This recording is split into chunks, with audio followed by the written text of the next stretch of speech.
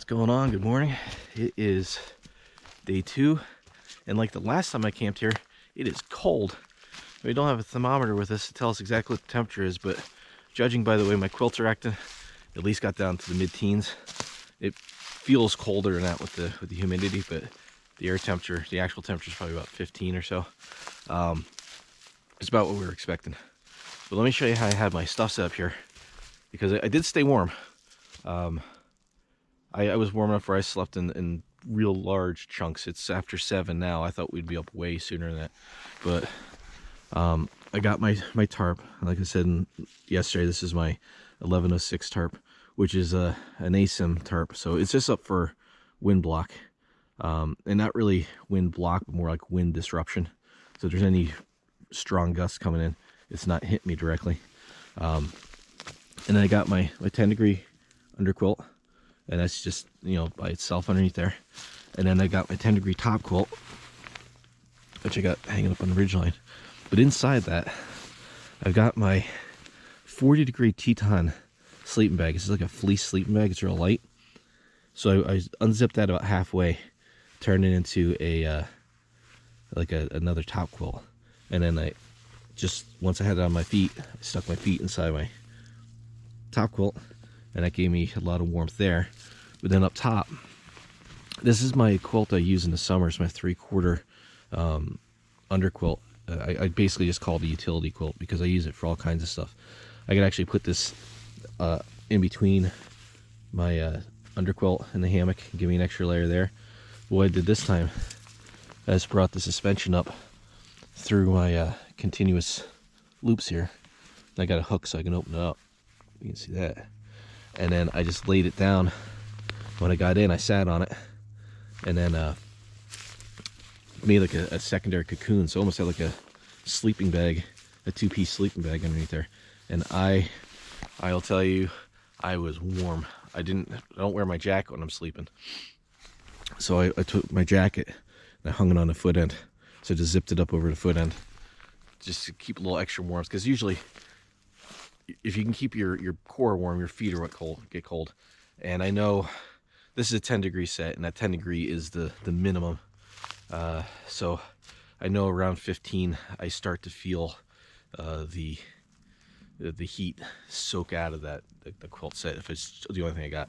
So I'm not here in a survival situation. I'm not here to enjoy it. So I made sure I was plenty warm and just layered up. Just like when you're out hiking, layers are key.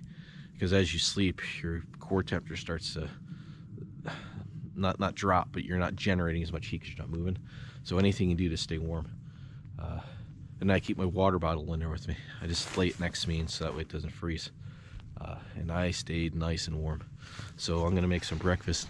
Dragon is over there. He's up. He's warming up his socks before he puts them on, which is always. I'm gonna grab my other hat and throw that in my hoodie pouch so it warms up, because when I take this off and I put my regular hat on, it's cold because it's in my sleeping bag. So we're gonna make some breakfast, pack down, and getting on the trail a little later than we expected. We thought after getting in the hammocks at 7 p.m. we'd be up at like 5 and be on the trail, but it was too cold. I got up at about 6. Dragon was up about 4 and then fell back asleep, and he just got up right as I was getting out of the hammock and getting my bear bag. So we'll go back on the trail and finish this up.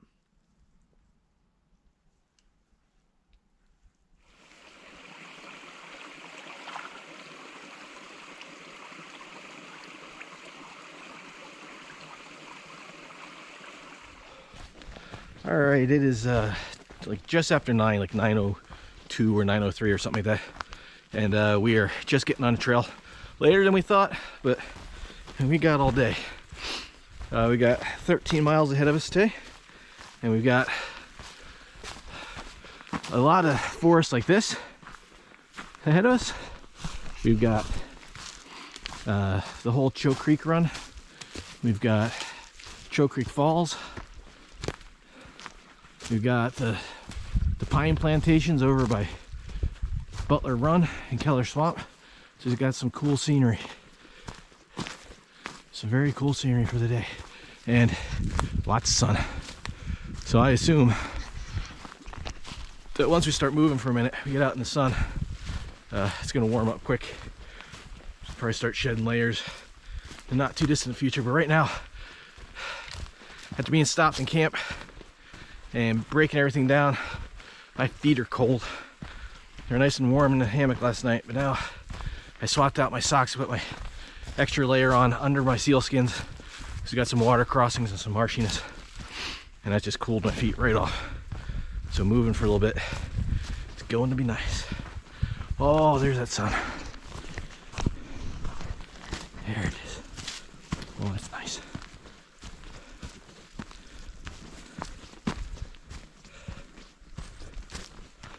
We have found more swampiness.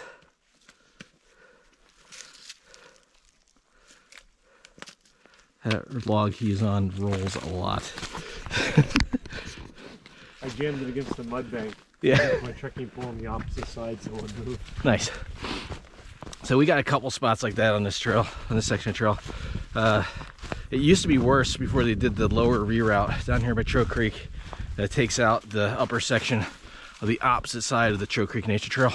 That floods bad. There's been times where I have not been able to cross that in the winter. You know, without seal skins or waterproof boots, you just don't want to take that risk. Sometimes it's really cold, so this is what we're on.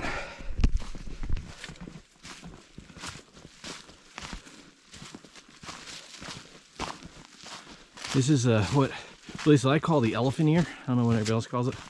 It looks like an elephant ear. And we basically doubled back from where we were on the straight part of the trail. That right there is the turn. It starts taking us back along down the trail.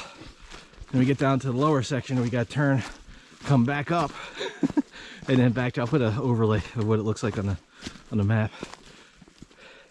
It's a little bit of a pain, but it is very scenic. And there is a cut around from what I was told that goes down that old access road to the hunting club out here, but it's private property down there. They may not mind, but it doesn't cut out that much distance, so I'd rather stay on the trail.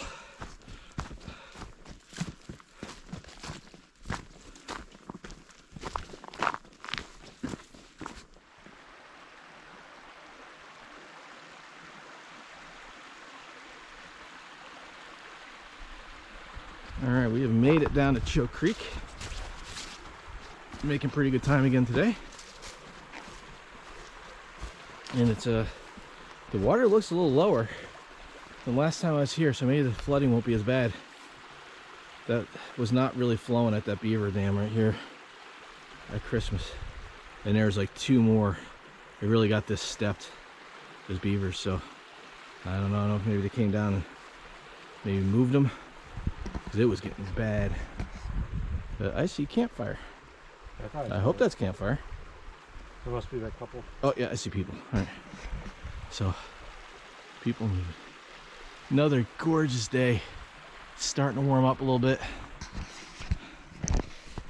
The layers are off. Well, the top layer anyway. And we'll go see what the flooding looks like. We are making really good time along Choke Creek. Looks like somebody has actually gone through and removed some of the, or at least opened up some of the beaver dams that we've come across. So that is making things easier. But we're coming up to that spot where it was super flooded. There's a lot of water running.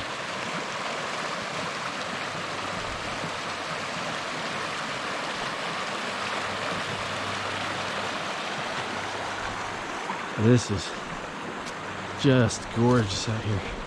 It is warming up pretty nice too in the sun. Feels like it might be above 40 now. Keep taking my hat off and putting it back on as I go in and out of the sun and the shade.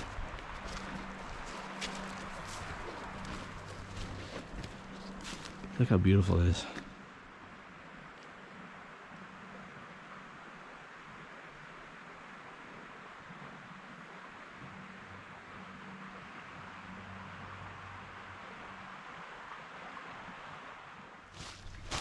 Yeah, if you weren't paying attention, you'd never noticed that.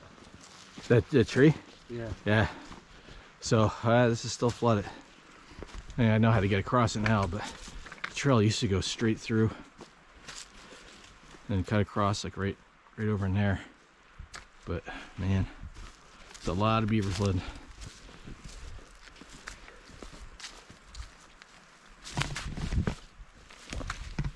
Footwork. Oh, I can see where they lopped off all the trees. Yeah. You remember that section of Thunder Swamp Trail we went through and all those trees were cut down? Remember that section of Thunder Swamp? Yeah. Went through and it was like that? It's exactly the same thing here. It's all beaver chew. That's cool. You can still see the ice. A little thin layer of ice probably formed last night.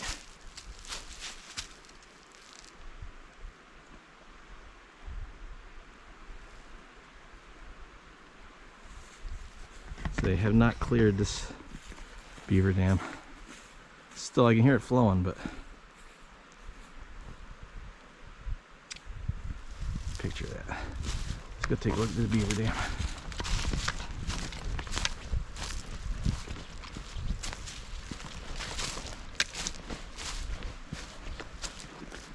Yeah, so there's the old blaze there.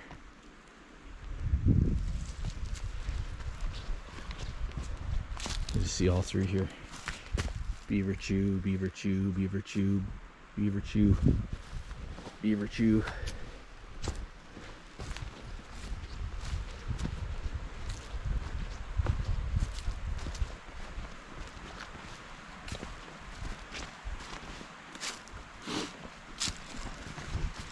And all that, that's where all that beaver chew went.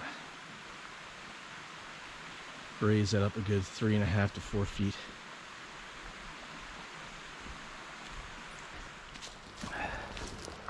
So we've gotten off the Choke Creek Nature Trail section, and we're on the reroute between the Nature Trail and Choke Creek Falls. And this is still, you can still tell this is new trail. It's wearing in, but it's not as worn in as the rest of it. This is a nice little section. I do remember, we're only maybe a couple hundred yards down this part, and I do remember seeing a campsite in here. So if you're out here and all the campsites on the old Choke Creek Nature Trail section are taken, there's at least one more that sits up off across from the water. This will run us right along Choke Creek all the way down to the falls before we veer off it. So the reroute is nice. The reroute is nice because it adds mileage along the creek instead of cutting up into the forest. But this land used to be that old hunt club that used to be here, and the forest took it over, so they're able to reroute the trail down here. It's nice, I like it.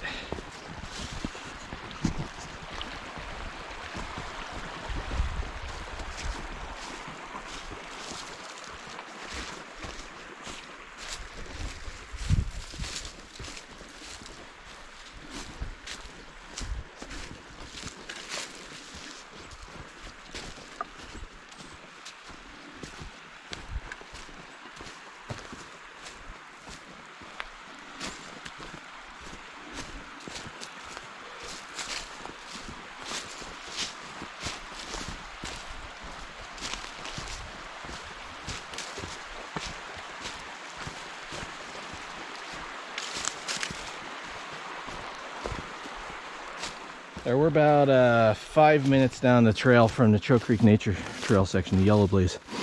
And this is where that campsite is. I remember seeing it when I was out here on Christmas. And it's tucked off pretty good. Not your typical Pinchot campsite. A little firing. You can tell it's still pretty new.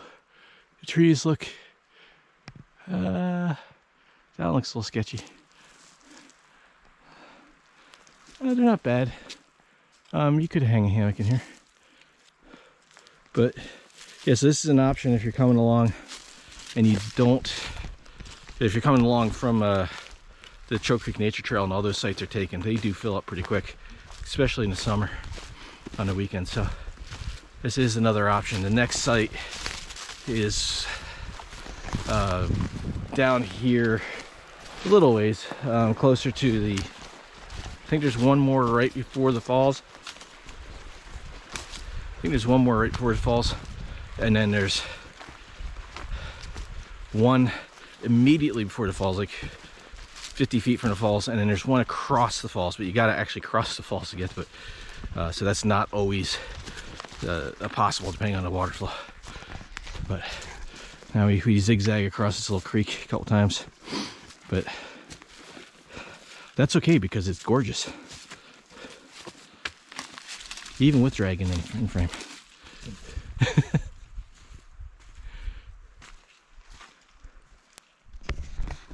All right, so we're only a couple minutes down the trail where that last campsite was, and dragon noticed this one up here. I didn't even see this last time. I remember looking around here thinking this would be a good spot for a campsite. See how new it looks. Oh, this fire ring is brand new. This fire pit is brand spanking new. There's a good chance this wasn't here at Christmas. That's why I didn't see it. This is nice. This is a really nice site. This is something to keep in mind. Yeah, that's not bad at all. Lots of spots for hammocks. That fire ring is brand new. I think the reason why I didn't see it is because it wasn't there. Oh. New. So I kind of remember walking through this section thinking this would be a good place for a campsite. And looking around, I didn't notice anything. I was thinking that until I looked left, and I'm like, oh, okay, someone thought of it. Yeah.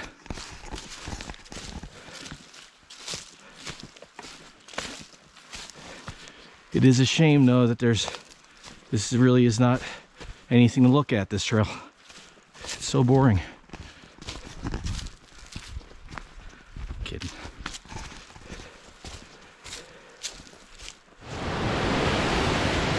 Well, we made it to Show Creek Falls.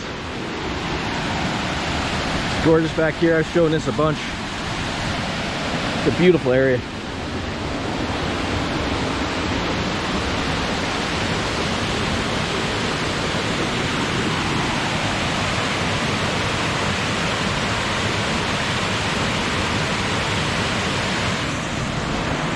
And you know there's some stuff going on in the world when it's a beautiful Sunday like this and there's nobody here. It's just me and Dragon. We just had our lunch. We were filtering water. I got both my water bottles filled there. Dragon's filtering his. And then bring it back on the trail and finish this up. We got a couple more sections to do. We're just about ready to round the corner, start heading back towards the car.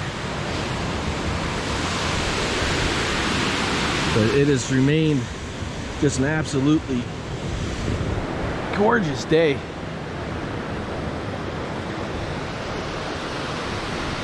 And I'm trying to decide if I want to leave my hoodie on. I still got my gloves on because I was filtering water and the water is freezing cold. Yeah, if I want to, there's a little breeze and we're gonna be in a lot of shade. When we're moving, it's warm, but I think I'm gonna leave it on. I was just getting tired before. When you're tired and warm, you just get miserable. Tired, hungry and warm. Food hasn't kicked in yet. Hungry and warm, you just start getting grouchy. But yeah, nice spot. We're heading this way, and a few minutes we will be leaving the Choke Creek section and heading into some swamps, so that'll be fun.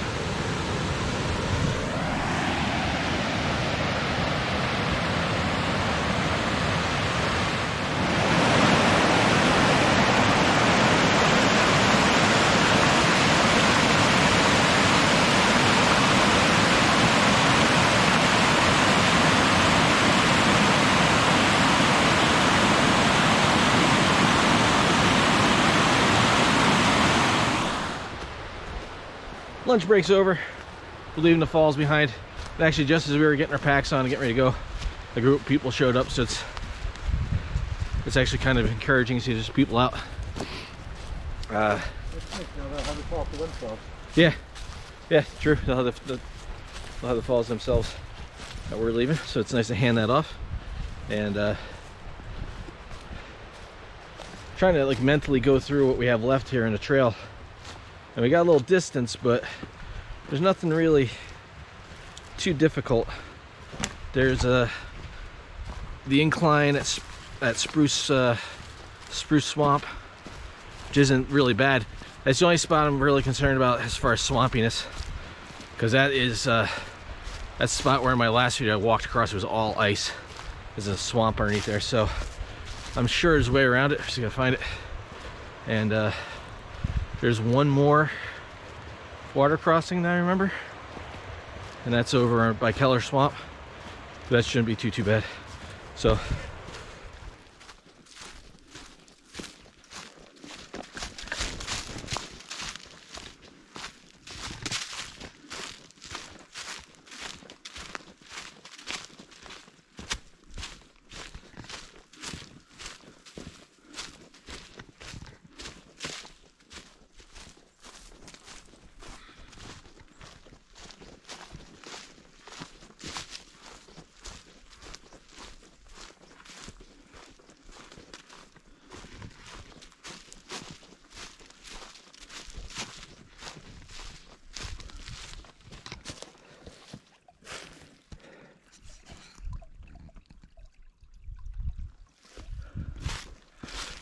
we have made it across Birch Still.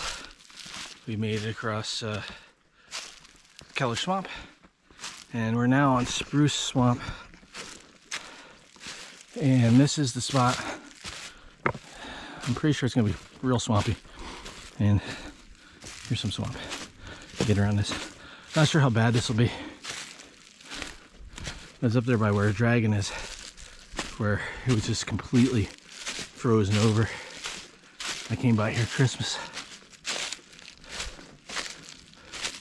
Doesn't seem so bad. So far, so good. As I trip on a rock in Pennsylvania.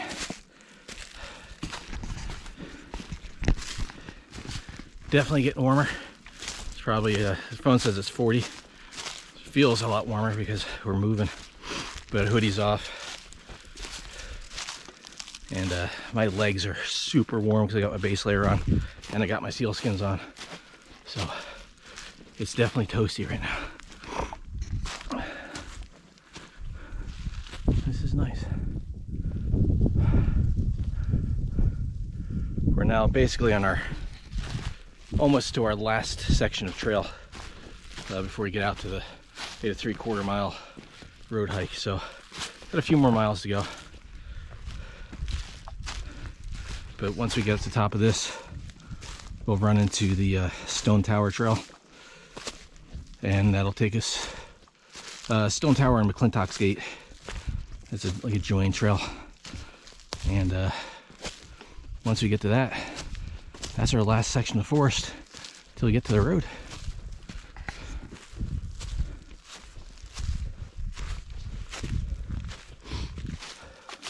Pretty sure this is gonna be the swampiest spot, if it's swampy at all. The last section wasn't bad.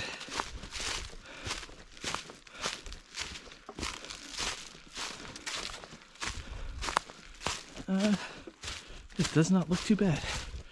Could be wrong though.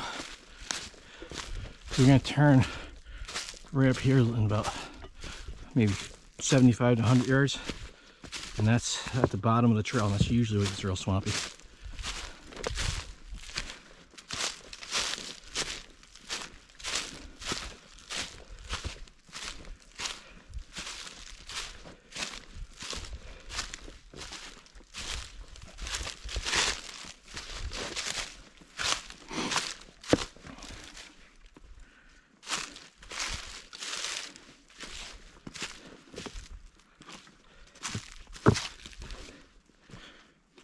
Dragon and I were joking before that there's some kind of a clause in Pennsylvania where you got to have a boulder field. For every mile trail, you got to have a boulder field. We are on par.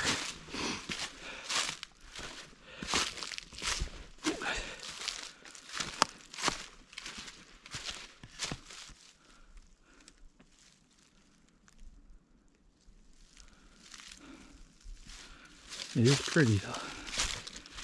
Regardless of how rocky it is.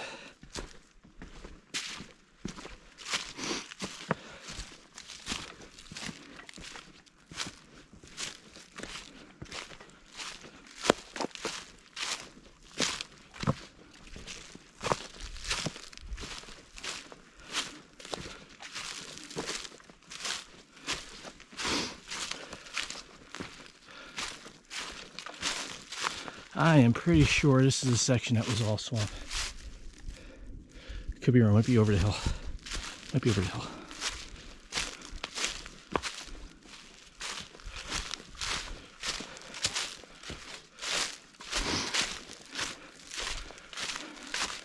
No, this is where we make the turn. All right, well, we lucked out on the swampiness. It wasn't as bad as I thought. Yeah, we're gonna go up through the rhododendrons there for a little bit. We'll come down into another low area before we go up to the forest road. Look at that moss. Look at that.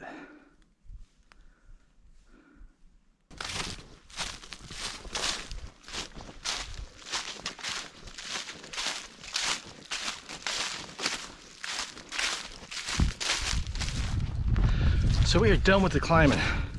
That's it, we're done. Done with the climbing. As far as we know. No, there's only, if there's anything, it's just the like small little hills, but not coming up the stone tower. At the end of your day, that really kind of sucks.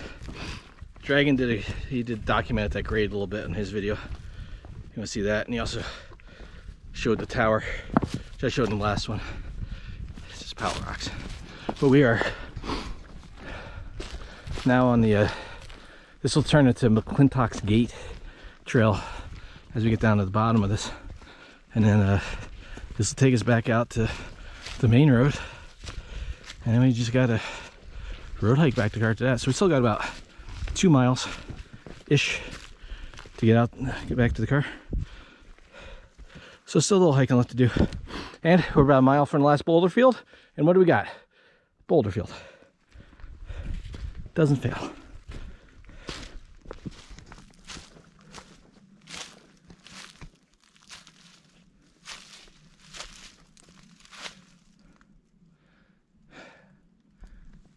I still don't understand why one side it's stone tower, other side stone lookout. Oh, this isn't really like a separate trail. This is kind of a junction in the middle of the trail. So now we follow this for a little bit. We're going to wind through this kind of cool forest here, and we'll dump out into it's kind of like a marshy meadow we hike through. And it's a little bit of a rhododendron forest hike. We're out to the road. This is a section last year, or yeah, I guess technically last year on Christmas. I could hear the coyotes calling back and forth behind me. It's pretty cool.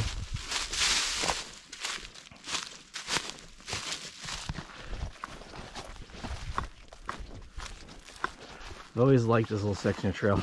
It's super narrow, but it's pretty cool.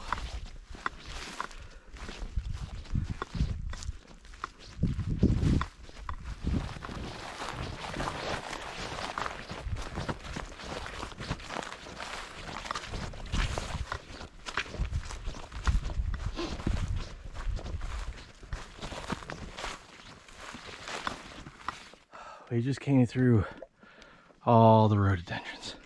I was gonna grab the camera and video it. Every time I tried to, I got smacked in the face with a piece of rhododendron, so I stopped. But we're at our last turn. This takes us out to Bear Creek Road, and then we start a 3/4 mile road hike. So this is really only about maybe a 1/4 mile out there. So we're getting close to the end of the hike. A little sad, but I'll be glad to get this backpack off. Got all my gear, all my layers in there, and it's getting heavy. All right. Guess might as well do it.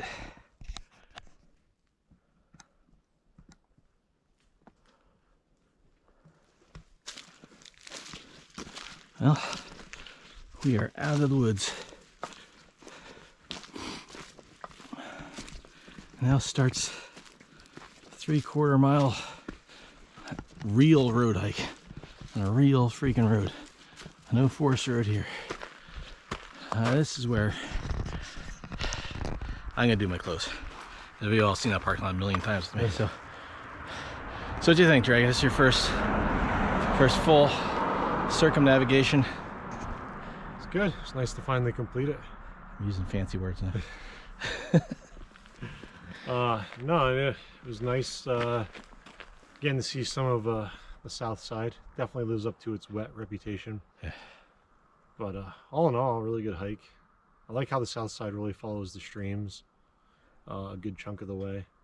And the falls. The falls are so much more impressive in person. Yeah, pictures, video, it just doesn't capture. I mean, we say that about everything, but those falls, you don't realize how big they are until you're standing right next to them. So, this is my second trip, doing it both ways. Dragon just asked me which one I preferred. I would say this direction, north loop first, just because that north section is rocky, a lot of climbing. I'm backlit, and it's just rough at the end of a hike. I guess we'll see what this road hike's like at the end, because road hikes usually suck. But I also had micro spikes on the whole time, so that could make a difference. But yeah, either way, I mean, it's nice to have a local backpacking loop. And I mean, I've done just sections of it. I've done the full thing, and I'm not tired of it yet. That's good. So that's good. So that's gonna do it for this video. Stay safe, and even as much of an inconvenience as everything may be, just do what everybody says to do. It's for everybody's best interest, you know. Try to get through this, and we'll just all keep trying to post outdoor stuff. I got 1,000,002 pictures of stuff. I'll still keep posting stuff to help keep people seeing some outdoor stuff instead of just watching people in the house. But you might see some of that too. We have ideas. So, all right, I'll see you next.